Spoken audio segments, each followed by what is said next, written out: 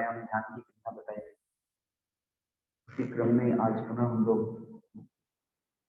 योग शिविर में सम्मिलित हुए हैं।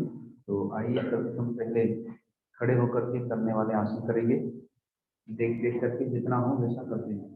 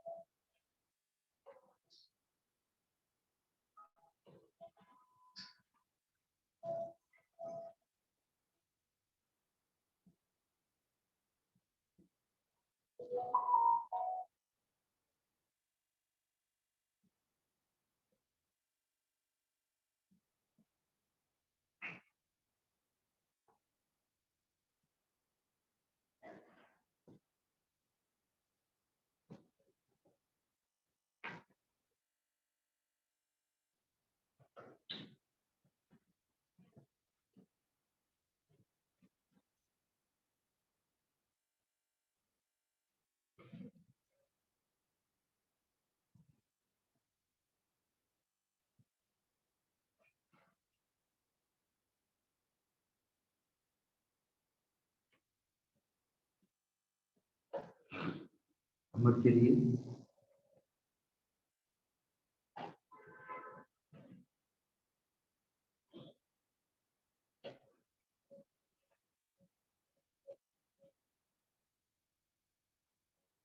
विपरीत दिशा में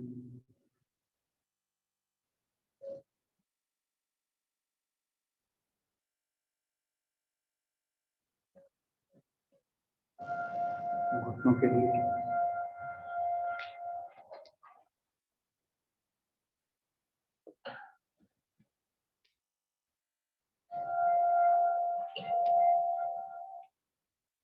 विपरीत दिशा में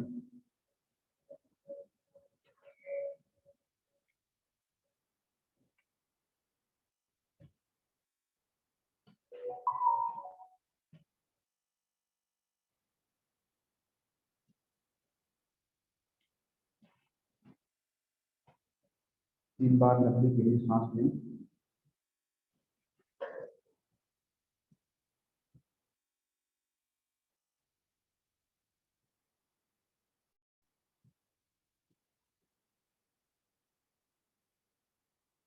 अगली स्टेप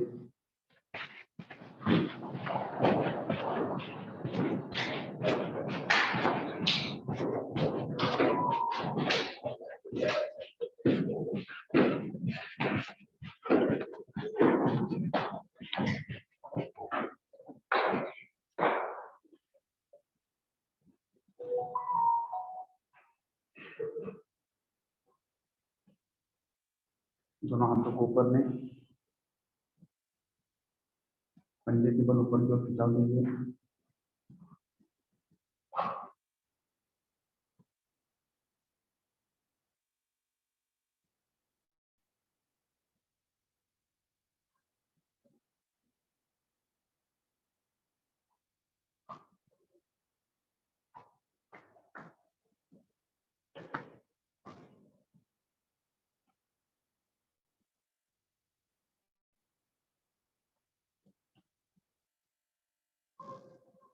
घुटनों के लिए पीछे से एड़ी को उठाइए, पंजे से बढ़ाइए।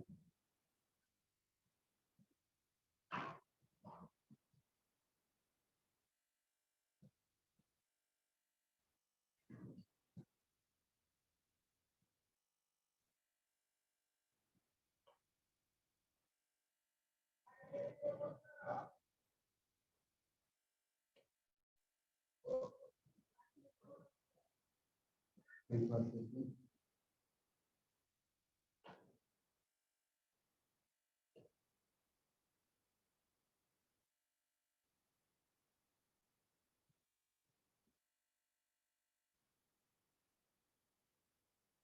दोनों पैरों को फैला लीजिए।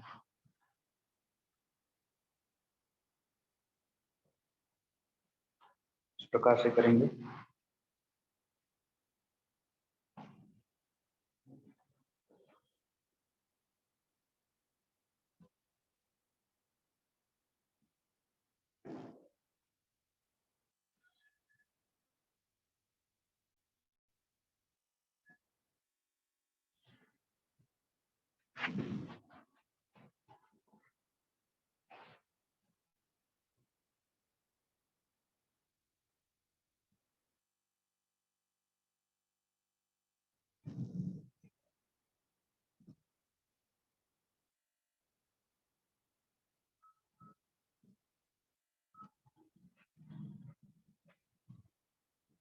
दाएं ओर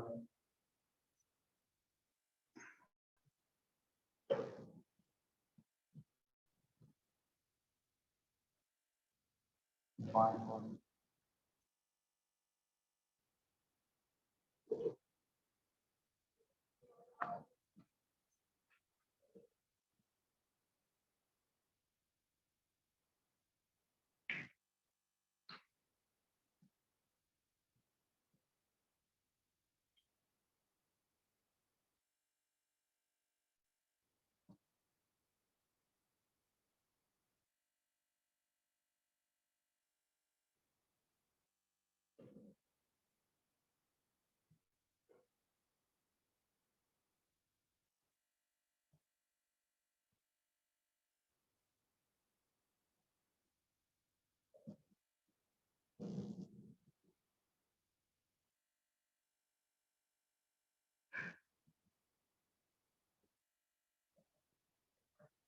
सूर्य नमस्कार आसन करेंगे।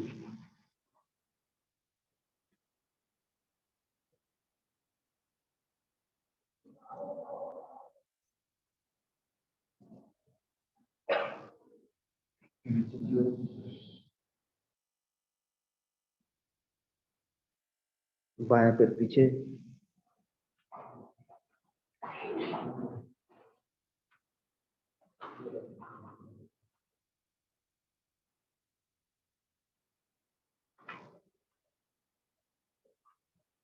दोनों पैर पीछे,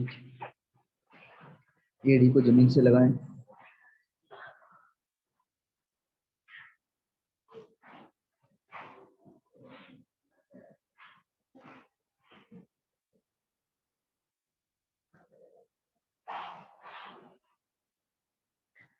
घुटनों को, छाती को जमीन से,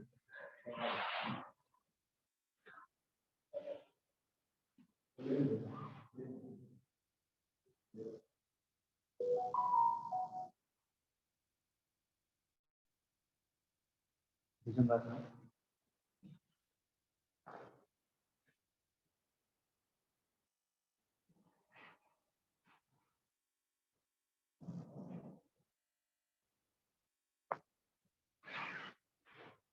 एक बार फिर दोनों एड़ियों को जमीन से लगाएं, घुटना सीधा।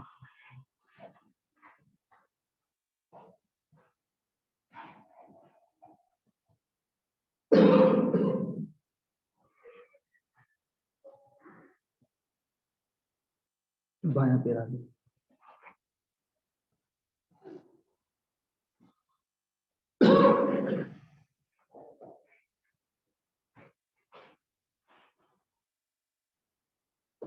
दोनों पैर आगे।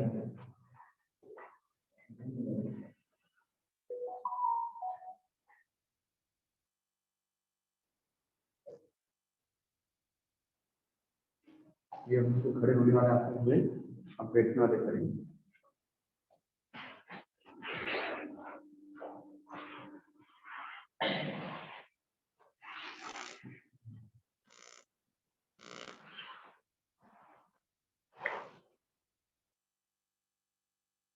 बता दिया।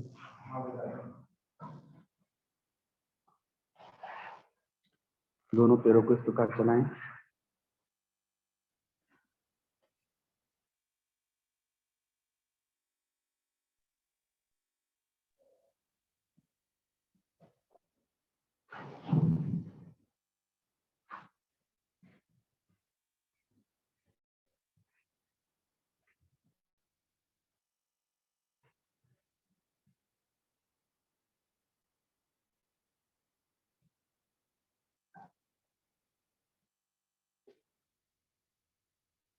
दोनों अंगूठों को पकड़ने का प्रयत्न करेंगे।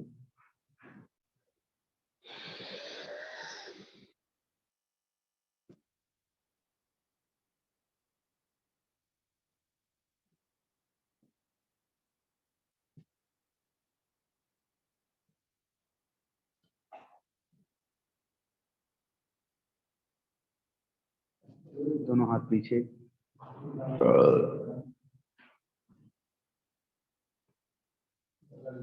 इस प्रकार से सांस भर के उठेंगे।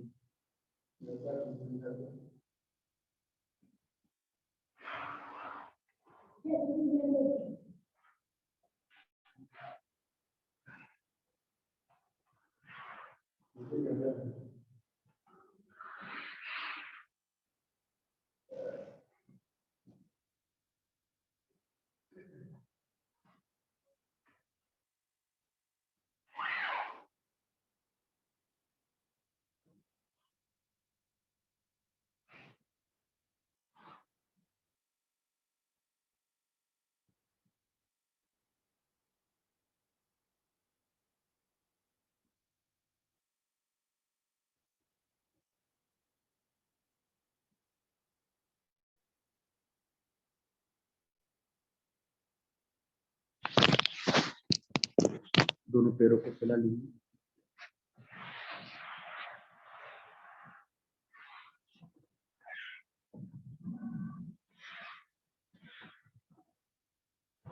धीरे धीरे नीचे झुकेंगे, जिससे जितना झुक सके उतना प्रयत्न करें।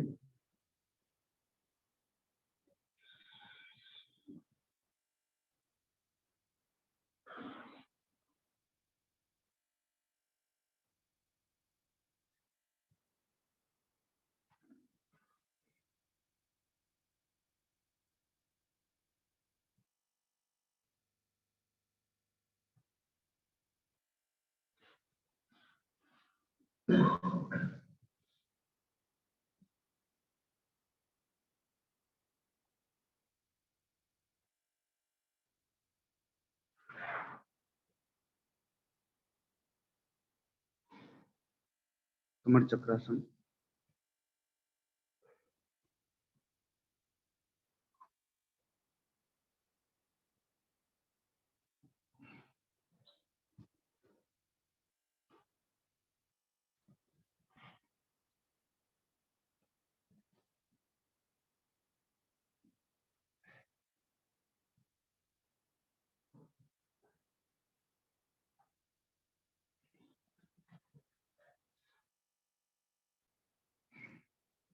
दोनों पैरों को समेट लीजिए इस प्रकार से।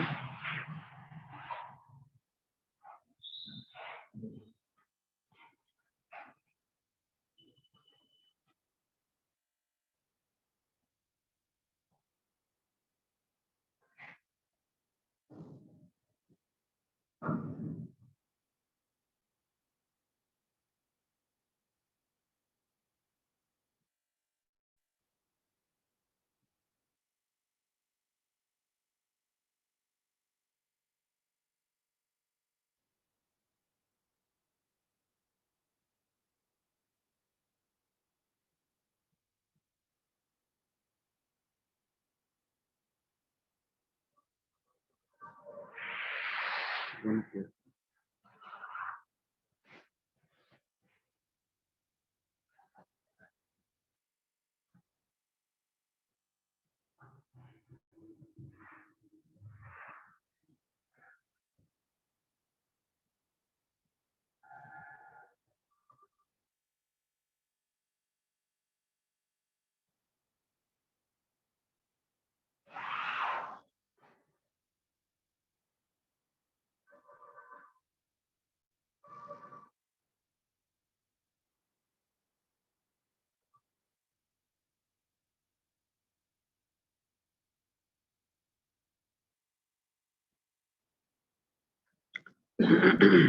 अपने एक पैर को इस प्रकार से ले लें, दाएं पैर को इस प्रकार चलाएंगे।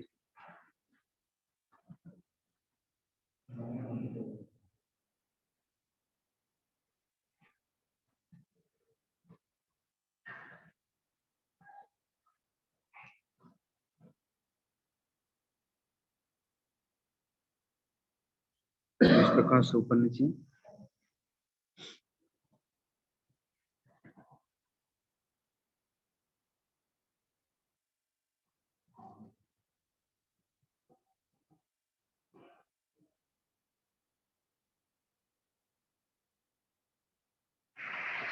बाएं पैर को चलाएंगे।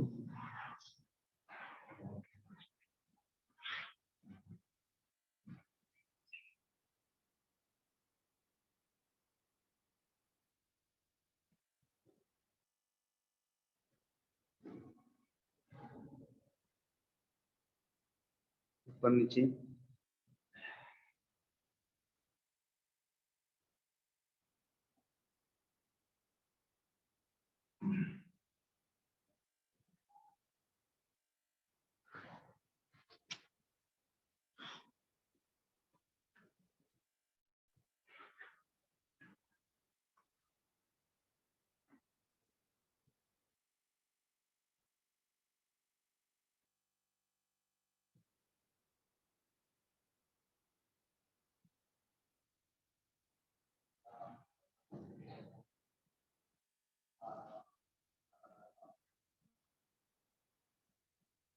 वज्रासन में आ जाइए।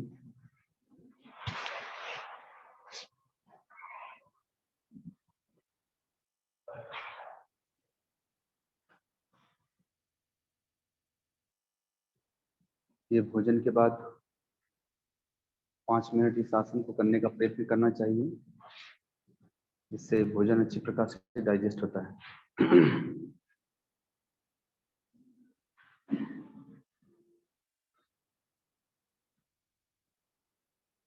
यहाँ इसे लगा लीजिए।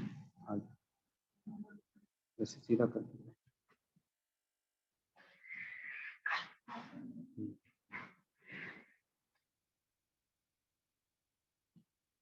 इसको धीरे धीरे बढ़ाने का अभ्यास करना चाहिए। 1 मिनट से लेकर के 5 मिनट तक भोजन के बाद इस आसन को करना चाहिए, दोनों समय। इससे घुटनों के लिए भी, पूरे पेट के लिए लाभदायक है। इसीलिए इसका नाम वज्रासन है, जो वज्र के समान बना दे पाँव को। तो भोजन करने के बाद इस आसन को करना चाहिए। आगे से दोनों पैरों को इस प्रकार खोलें, कमर पर हाथ रख करके सांस भरते हुए नीचे जुड़ जाएंगे।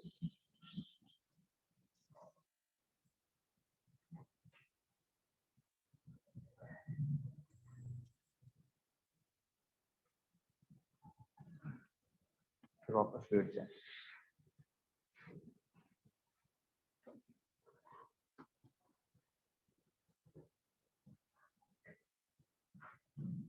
इसमें चक्कर आने की संभावना रहती है, इसलिए इसको थोड़ा सावधानी से करना चाहिए। अपने दोनों हाथों को इस प्रकार मुट्ठी बांध लें, नाभि के नीचे रखेंगे। ये शुगर के लिए है। और पहले श्वास भरें, श्वास छोड़ते हुए पेट को दबाते हुए नीचे आएंगे।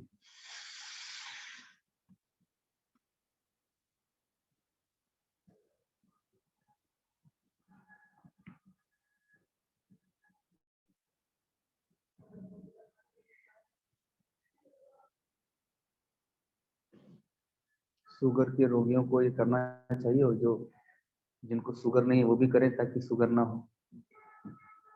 अब इसका दूसरा तरीका है, ऐसे ही नाभि के नीचे दोनों हाथों को रखें, सांस भरें, श्वास छोड़ते नीचे झुकेंगे।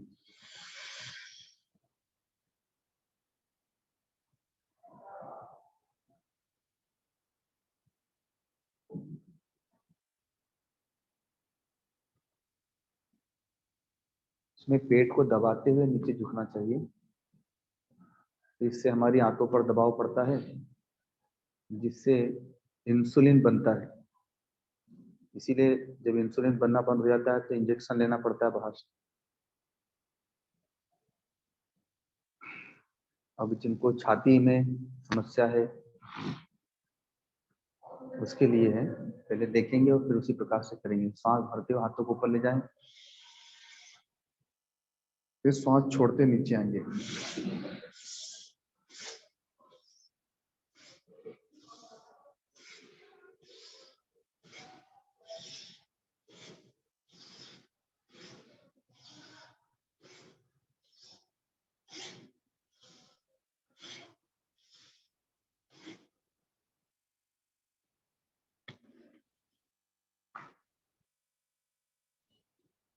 पहले हम लोगों ने खड़े होने वाले आसन किए, फिर बैठने वाले, अब लेटने वाले करेंगे, जिसमें सबसे सर्वप्रथम पेट के बल लेटने वाले करेंगे। इस प्रकार से लेट जाइए। अपने दोनों हाथों को इस प्रकार गर्दन के नीचे लाएंगे, कोहनियों को नजदीक लेके आए, कोहनियों को आपस में नजदीक। ये सर्वाइकल के लिए है, जिनको गर्दन में पीड़ा रहती है उनके लिए।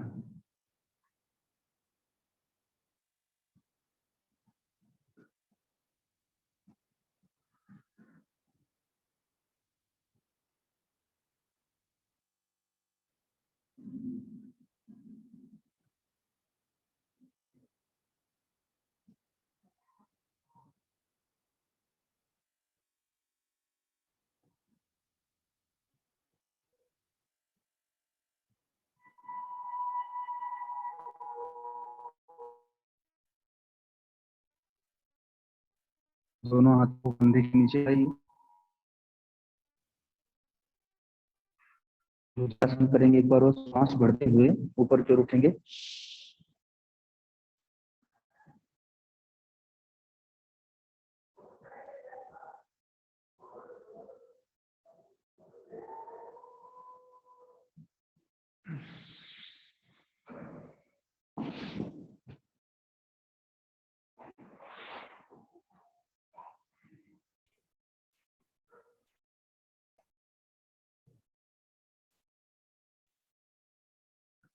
दोनों पैरों को पीछे से पकड़ने का प्रयत्न करें।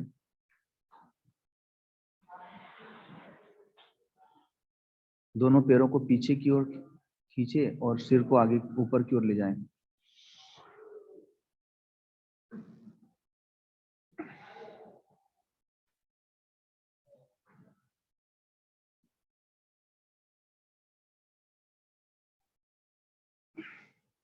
दाएं तरफ इस प्रकार लेट जाएं।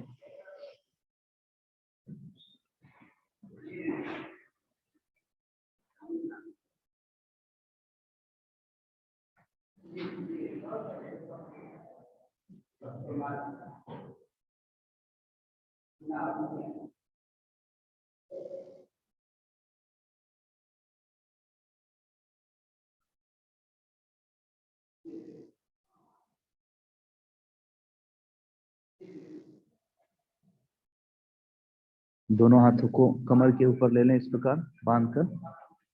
ये पेट के लिए है, इस प्रकार करेंगे।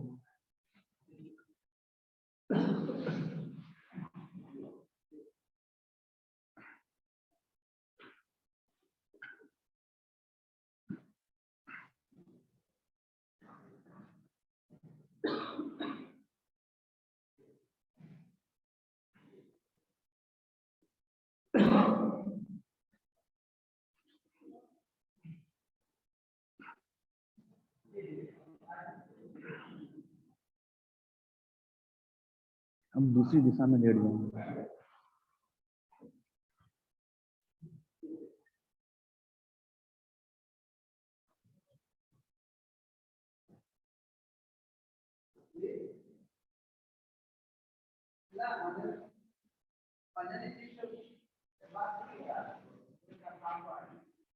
तो उनको नीचे आके बात करें।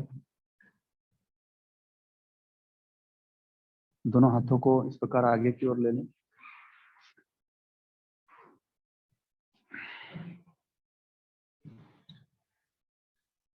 आगे से हाथों को और पीछे से पैरों को उठाने का प्रयत्न करेंगे, खिंचाव देते हुए।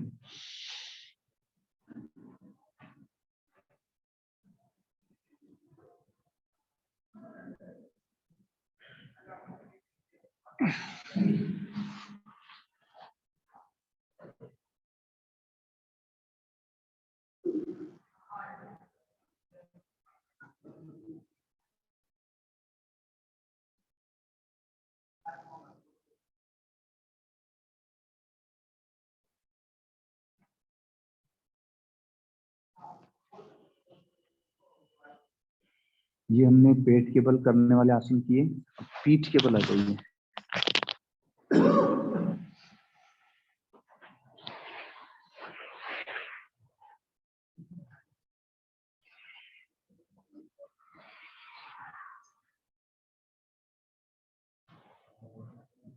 वो यहाँ रख सकते हो क्योंकि ऐसे हो जाएंगे ऐसे।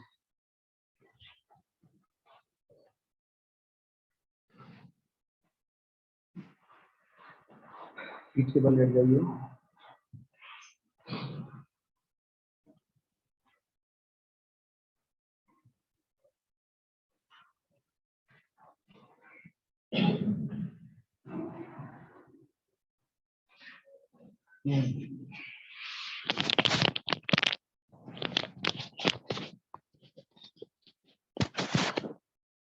अपना पहले दायां पैर उठाएं ऊपर की ओर, थोड़ी देर तक उसे रोके रहें।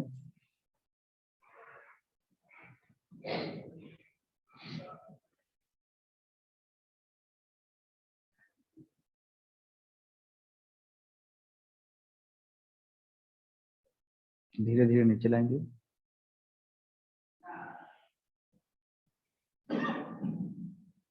बाएं पैर उठाएंगे, थोड़ी देर रोके रहें।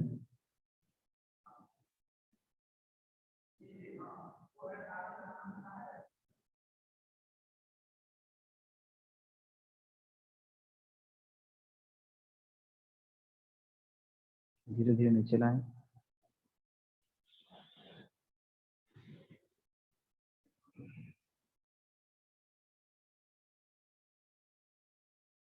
दोनों पैर उठाएंगे, थोड़ी देर रोक के रखें।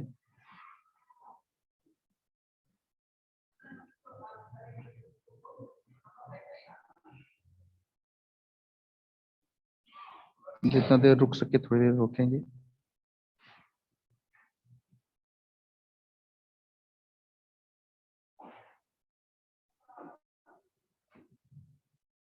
धीरे धीरे नीचे लाएं।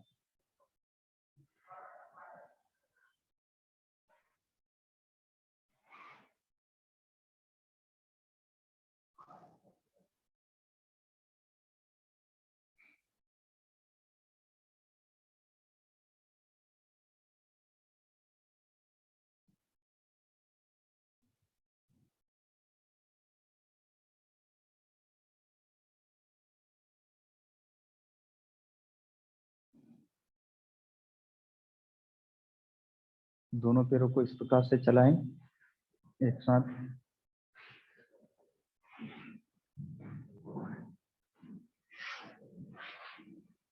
ये पेट के लिए है।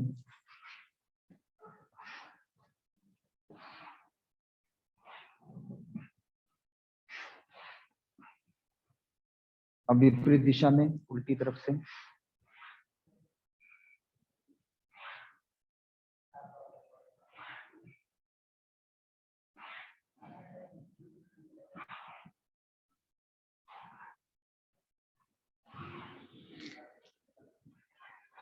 सीधे हो जाएंगे।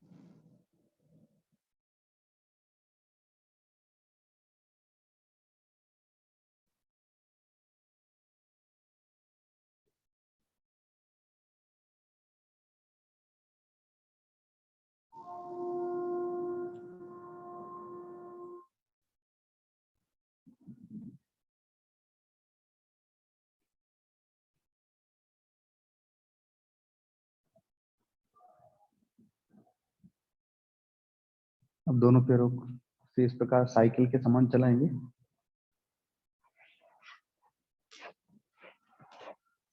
आगे से हाथों को भी चलाना है।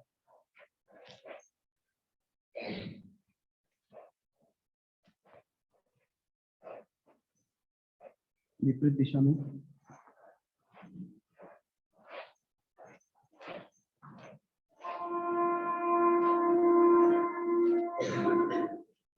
फिर नीचे आ जाए।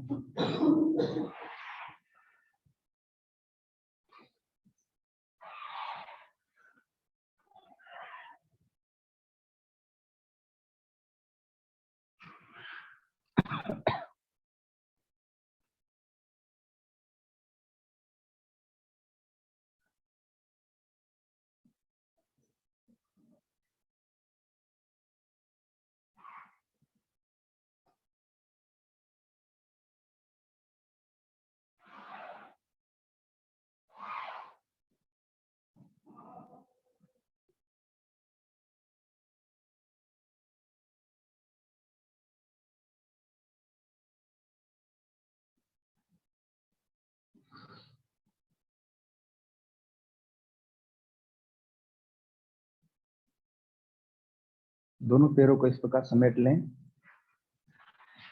हाथों को दाएं बाएं फैला दें और दोनों पाँव को भी दाएं बाएं चलाएंगे।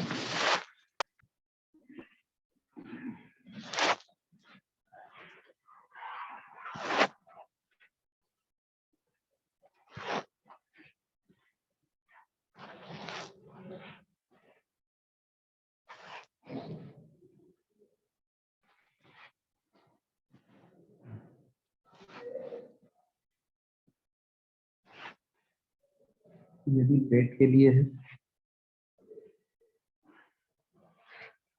कमर के लिए भी है और पैरों के लिए भी है। अब सीधे हो जाएं।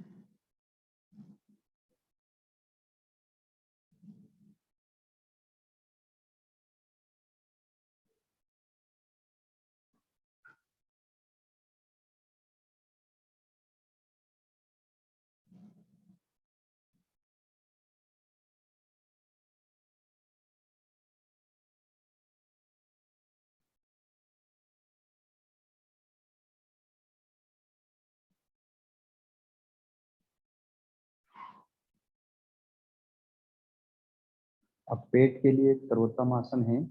किसी प्रकार का कब्ज, एसिडिटी या जो पेट में अनावश्यक चर्बी आ गई है, उसके लिए आज हम लोग इसे 10 बार करेंगे।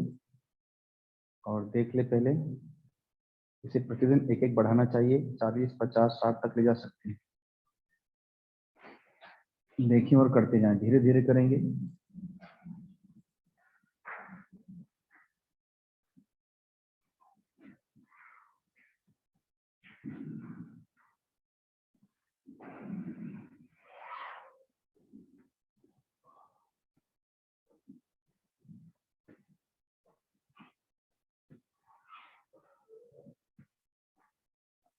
जो थक जाए वो रुक जाए, जो आगे कर सकते हो करते रहें।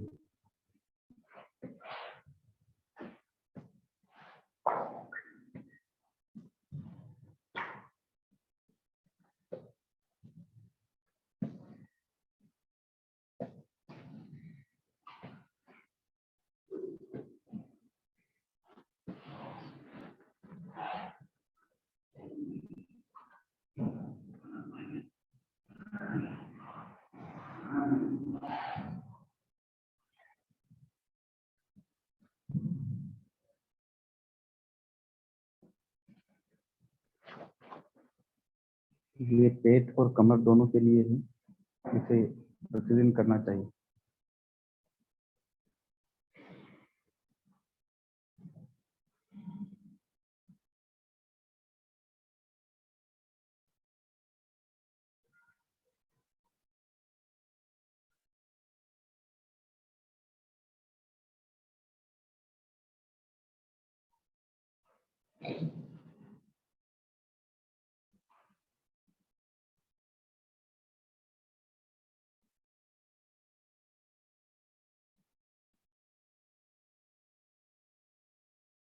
सर्वांगासन करेंगे। जिससे ये हो वही करे, जो न कर पाए वो बाद में अपने कमरे में प्रयत्न करे। एक बार देख लेंगे और फिर ऐसा करने का प्रयत्न करेंगे।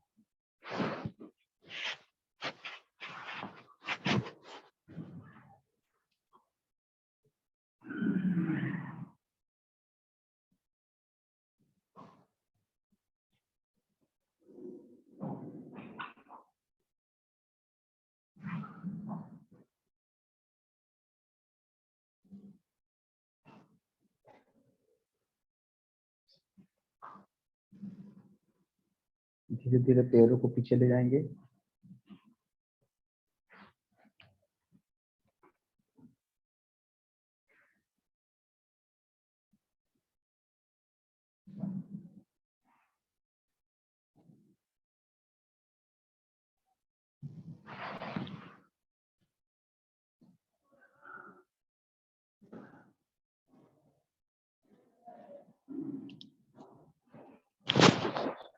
ये हमारी कमर के लिए सर्वोत्तम आसन है। तो पाँव पीछे ले जाते हैं तो रीढ़ की हड्डी की अच्छी प्रकार से मालिश हो जाती है।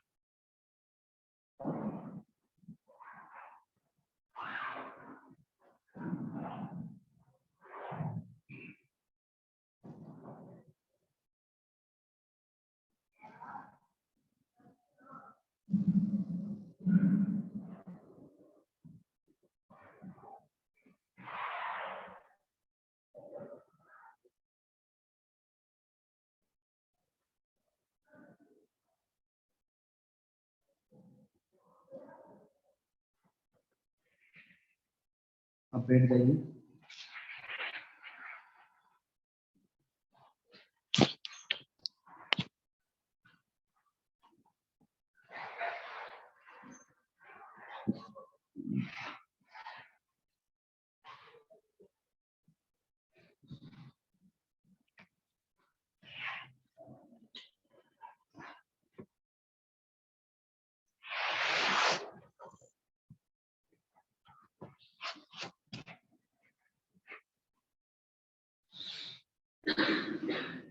आंखों के लिए करेंगे। पहले अपने शरीर को सीधा रखिए, गर्दन को सीधा रखिए। इसमें केवल आंखों को चलाएंगे, हम बोलते जाएंगे, आप लोग वैसे करते जाइए। सर्वप्रथम आंखों से ऊपर की ओर देखिए, फिर नीचे की ओर, ऊपर, नीचे, ऊपर, नीचे, ऊपर, नीचे। अब दाएं बाएं करेंगे, दाएं, बाएं, दाएं, बाएं, दाएं, बाएं, दाएं, बाएं।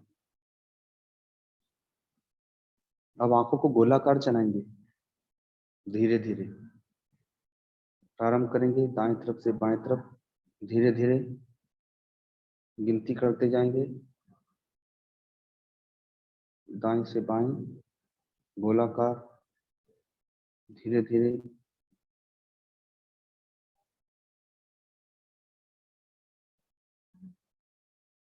अब विपरीत दिशा में करेंगे, धीरे धीरे गिनती करते जाएंगे,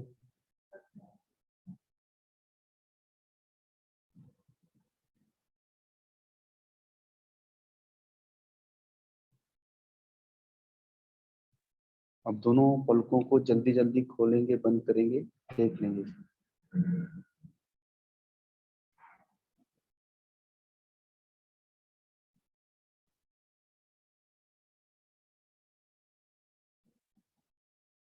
दोनों को बंद कर लीजिए।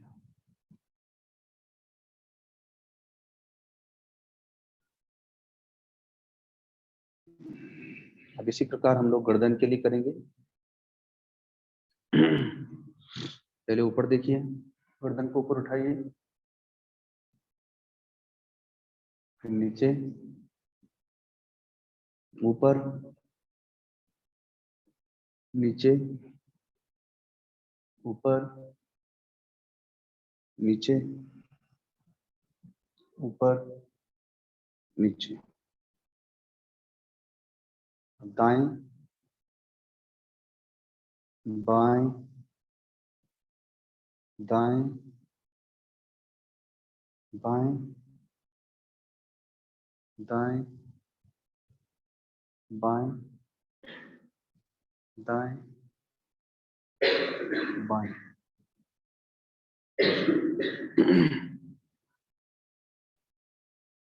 अब इसको गोलाकार चलाएंगे, शरीर को स्थिर रखेंगे, केवल गर्दन चलाएंगे धीरे धीरे। दाएं से बाएं में गिनती करते जाएं, धीरे धीरे चलाएं।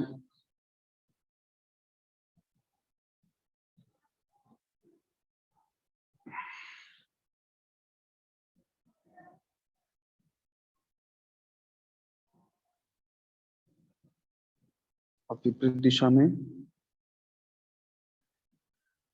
गिनती करते जाएं, धीरे धीरे।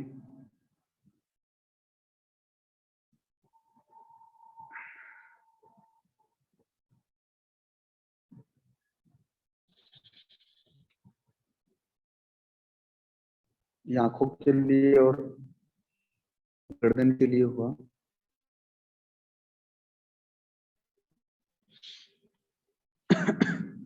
अब जिस किसी आसन से आप थोड़ी देर के लिए बैठ सकते हैं उस आसन को लगा लें। प्राणायाम और ध्यान करने के लिए कोई पद्मासन से, कोई सुखासन से, कोई सिद्धासन से, जो जैसे बैठ सकता है सुखपूर्वक 10-15 मिनट के लिए ऐसे बैठे। और जब भी आप लोग अपने घर में अभ्यास करें तो पीछे इस प्रकार से कोई भी आसन लगा लेंगे तो हमारी रीढ़ की हड्डी अपने आप सीधी हो जाएगी। ये ज्ञान मुद्रा है, या तो इस प्रकार से लगा लें, और ये गोमुखी मुद्रा है, कोई इसी प्रकार से भी लगा सकते हैं, जिसको जैसे सीधा पड़े। जहां पर माताएं बिंदी लगाती हैं, पुरुष तिलक लगाते हैं, ये भ्रुकुटी कहलाता है। यहाँ पर अपने मन को केंद्रित करेंगे, होठ बंद हो, दांत खुले हुए हों, आपस में चिपके हुए न हो। हमारी जो जिह्वा है वो न तो ऊपर चिपकी हो न नीचे, मध्य में रहेगी आकाश में। और सर्वप्रथम हम प्रार्थना करेंगे 1 मिनट के लिए, मन को एकाग्र करके। प्रतिदिन योग शिविर में पहले भी कई बार प्रार्थनाएं बतलाई गई हैं, तो पहले अपने हृदय के भाव को भगवान को समर्पित करेंगे। मैं आगे से बोलूंगा, आप लोग केवल मन मन में बोलेंगे, बाहर में नहीं बोलेंगे। हे दयानिधि, हे दीन बंधु, हे अंतर्यामी, हे शरणागत वत्सल, हम आपकी शरण में आए। हमें संसार सागर में डूबते भूले भटके न जाने कितने जन्मों से भटक रहे हैं। इस संसार सागर में बड़े बड़े ग्राह, बड़े बड़े मत्स्य हमें बार बार निकल जा रहे हैं, बड़ी पीड़ा दे रहे हैं। अब हमारा उद्धार करें, हमारा कल्याण करें। इस संसार सागर की कितनी गहराई है ये हमें पता नहीं, इसे पार जाने का मार्ग क्या है यह भी हमें पता नहीं। लेकिन ये मानव का शरीर एक नौका के समान आपने हमें दिया है, क्योंकि 84 लाख योनियों में एकमात्र यही एक शरीर है जिससे भव सागर से पार जाया जा सकता है। लेकिन शरीर प्राप्त करके भी हम उस प्रयत्न को नहीं किए। हमें सामर्थ्य भी नहीं कि हम अपने से इस भव सागर से पार जा सके। लेकिन जब आप जैसा खेवैया, आप जैसा नाविक हमें मिल जाए तो आप अवश्य हमें भव सागर से पार ले जा सकते हैं। जिस प्रकार से आपने महात्मा अर्जुन के रथ को हाँका, जिस प्रकार से आपने पहले भी अनंत भक्तों, साधकों, सिद्धों को इस भव सागर से पार किया है, हम भी आपकी शरण में आए हैं। इस शरीर रूपी नौका को आपको समर्पित करते हैं। अब आप ही हमें भव सागर से पार करें, हमारा उद्धार करें, हमारा कल्याण करें। ओम शांति शांति। अब प्राणायाम करेंगे। अपने मन को भ्रुकुटी में एकाग्र करके सर्वप्रथम अनुलोम विलोम करेंगे, जिसे नाड़ी शोधन भी कहते हैं।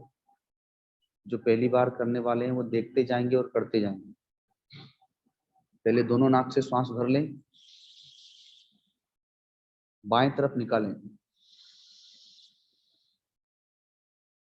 फिर बाएं तरफ से भरेंगे, पुनः दाएं तरफ निकालें। अब दाएं तरफ से पुनः भरेंगे, बाएं तरफ निकालेंगे। ये एक बार हुआ, ऐसे 5 बार करें।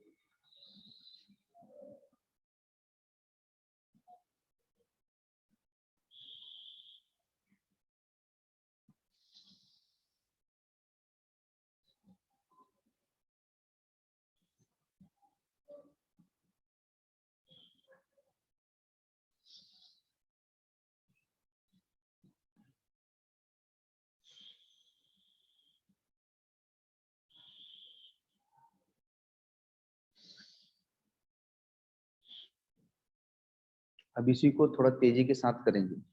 विधि यही रहेगी, विधि इसी प्रकार की होगी, लेकिन इसमें स्पीड को बढ़ाएंगे। आप लोग देखें और वैसे ही करने का प्रयत्न करेंगे।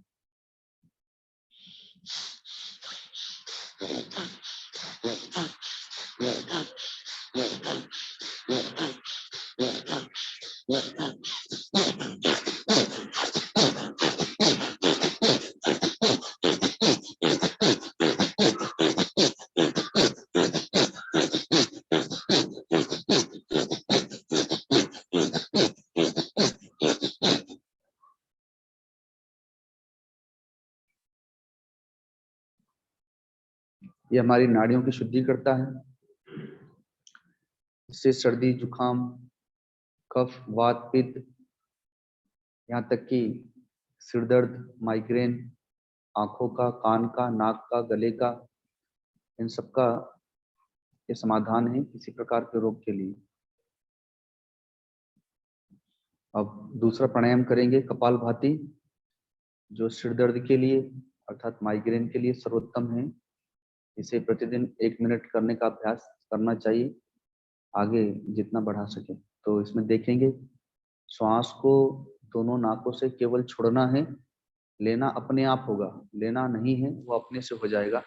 आपको छोड़ने पर ध्यान रखना है। आप देखते जाएं और वैसे ही करते जाएं।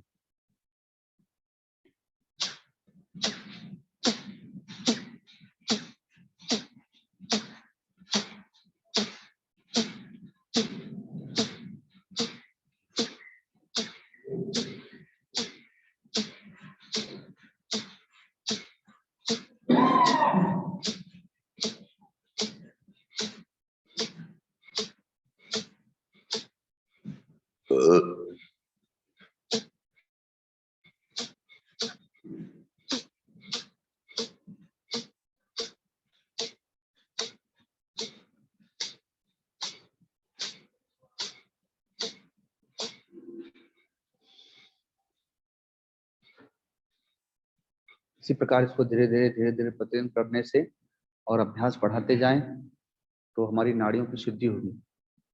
क्योंकि शरीर में जहां भी दर्द है, पीड़ा है, वो वात के कारण होता है। चाहे वो कमर दर्द हो, घुटने का दर्द हो, पेट दर्द हो, सिर दर्द हो, वो वात के कारण से अर्थात वायु के कारण से। जब हमारे शरीर में वायु दूषित हो जाती है तो कहीं ना कहीं अपना स्थान बना लेती है और वहां पे फिर रक्त पर दबाव पड़ता है, जिससे दर्द होता है। तो प्राणायाम करने से नाड़ियों की शुद्धि होती है। तो छाती जलती है, खुजली होती है, वो पित्त के कारण से। तो गर्मी के दिनों में कुछ प्राणायाम ऐसे हैं जो पित्त को शांत करते हैं, जैसे अभी एक बता रहा हूँ, लेकिन उसको रोज रोज करना नहीं, क्योंकि वो ठंडा करता है शरीर को। और उसको आप सीख के रख सकते हैं। और कफ, तो वात, पित्त और कफ, तो कफ की वृद्धि हो जाने से बार बार कफ का आना, शरीर में जो पेट बढ़ता है, चर्बी होती है, वो भी कफ का कारण बनता है। तो इसलिए आप देखेंगे अभी हमने नाक से कपालभाति की थी, अब हम मुंह से कपालभाति करेंगे। लेकिन ये जो होता है शरीर को ठंडा करता है, इसको केवल आप अभी सीख लें और इसको अभ्यास आप गर्मी के दिनों में करेंगे तो हमारे शरीर का पित्त शांत करता है। विधि वही है, लेकिन नाक के बदले हम मुंह से सांस छोड़ेंगे और लेना भी अपने आप मुंह से होगा। पहले देख लें।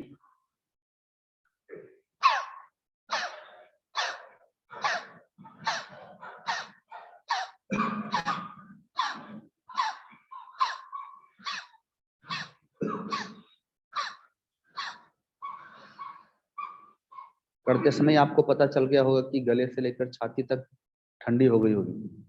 उसको जितना आगे बढ़ाएंगे तो उतना ही शरीर शीतल होता जाएगा, लेकिन ये गर्मी के दिनों के लिए। तो पहले हमने नाड़ी शोधन किया, फिर कपालभाति। कपालभाति के 2 प्रकार बतलाए, नाक से, मुंह से। और नाड़ी शोधन के भी 2 प्रकार बतलाए, पहले धीरे फिर स्पीड से। अब हम करेंगे भस्त्रिका, जिसमें लेना और छोड़ना दोनों है। कपालभाति में हमने केवल छोड़ा था, लेना अपने आप हुआ था, लेकिन भस्त्रिका में लेना छोड़ना दोनों पर ध्यान रखना है।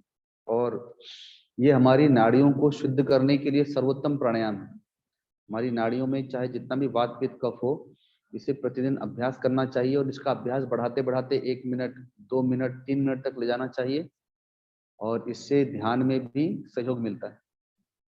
पहले आप लोग देख लें, फिर वैसे ही करने का अभ्यास करें। पहले धीरे धीरे, फिर धीरे धीरे इसकी स्पीड बढ़ाते जाना है।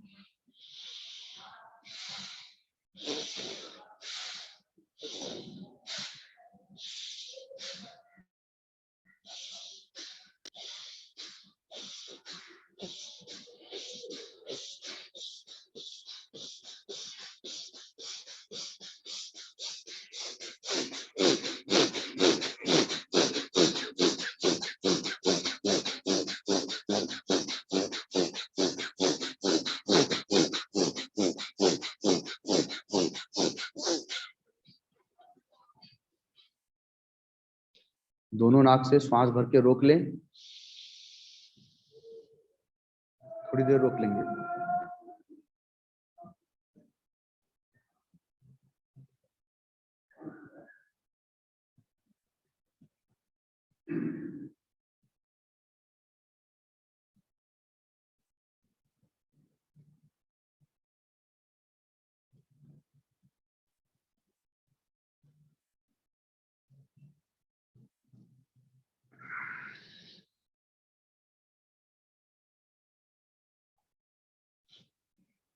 भस्त्रिका के बाद इस प्रकार से प्राणों को रोकना कुंभक कहलाता है। इसको करने से पूरे शरीर में प्रकाश छा जाता है। 5-10 मिनट के लिए अपनी भ्रुकुटी में अपने इष्ट का ध्यान करते हुए उनके नाम का जप करेंगे।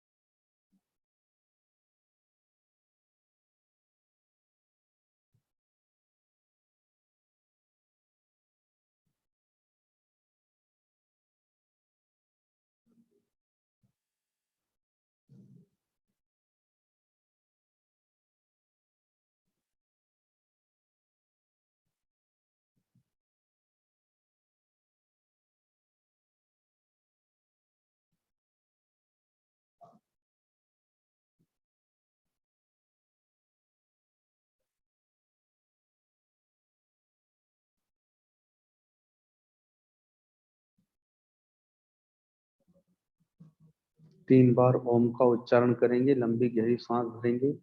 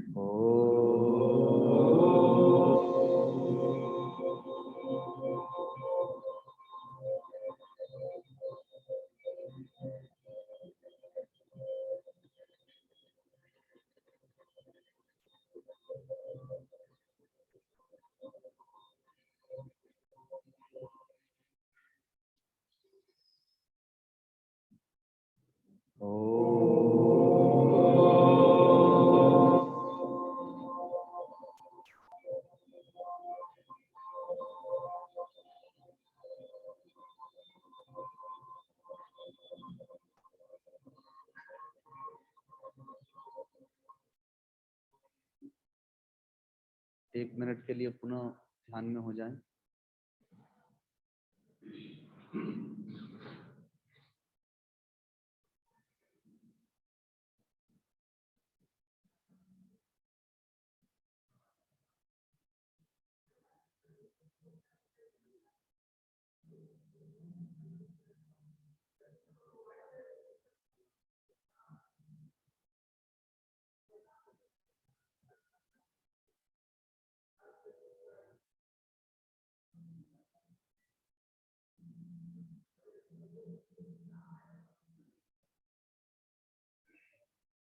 अपने दोनों पैरों को खोल दें। परम पूज्य गीताकांड बाबा जी कहा करते थे कि शरीर में रोग होने के 2 कारण होते हैं। एक तो पूर्व जन्मों का पाप होता है और दूसरा असंयम। तो असंयम से आया हुआ रोग संयम करने पर जा सकता है। जैसे सूर्योदय के पहले जो व्यक्ति उठ जाता है उसका आधा रोग तो ऐसे ही चला जाए। सुबह में जितनी जल्दी उठना और पेट साफ होना ये हमारे स्वास्थ्य वर्धक के लिए बहुत आवश्यक है।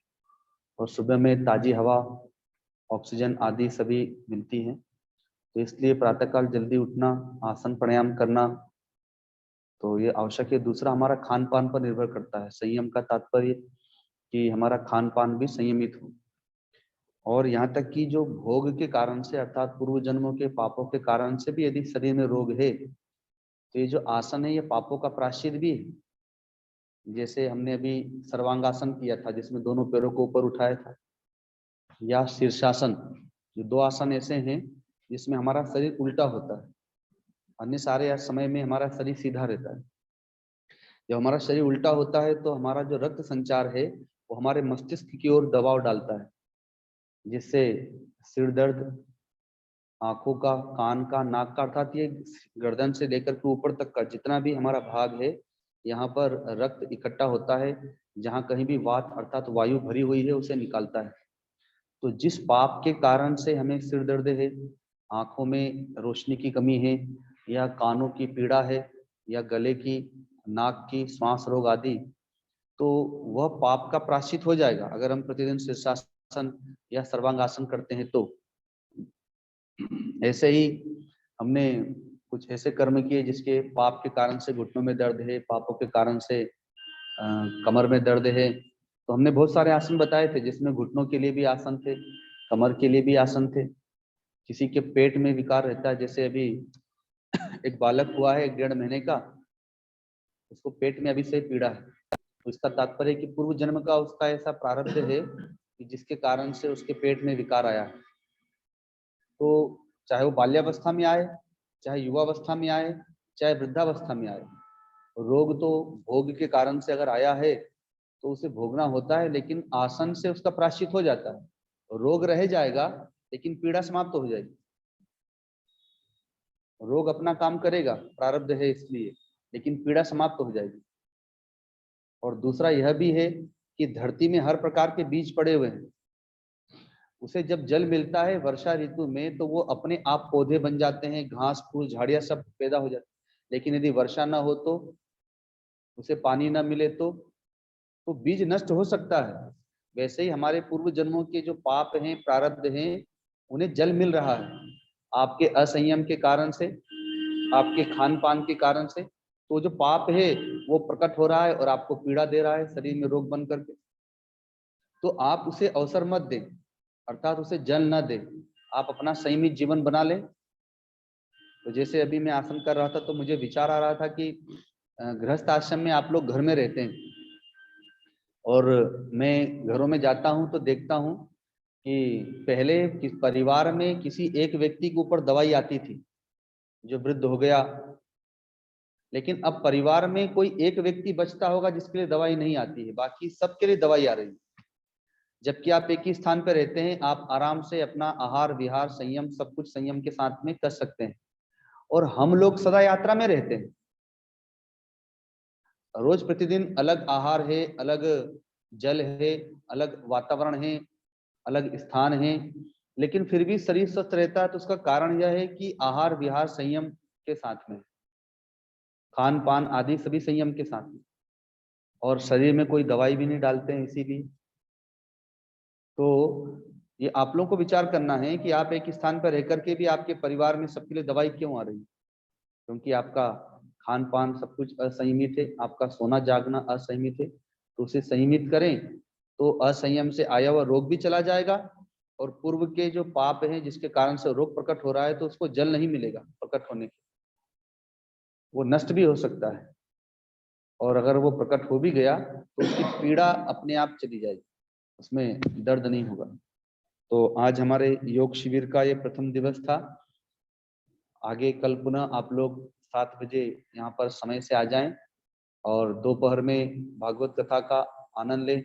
तो सुबह में तो शरीर का साधन बताया जा रहा है, दिन में भागवत कथा के माध्यम से मन बुद्धि को पवित्र करने का उपाय किया जा रहा है। तो तन मन और बुद्धि तीनों पवित्र हो जाएं, ये सब प्रयत्न किया जा रहा है।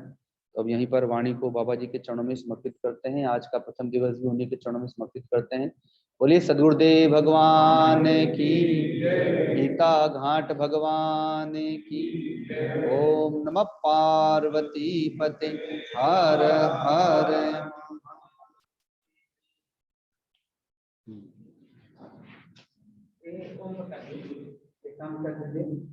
माइक का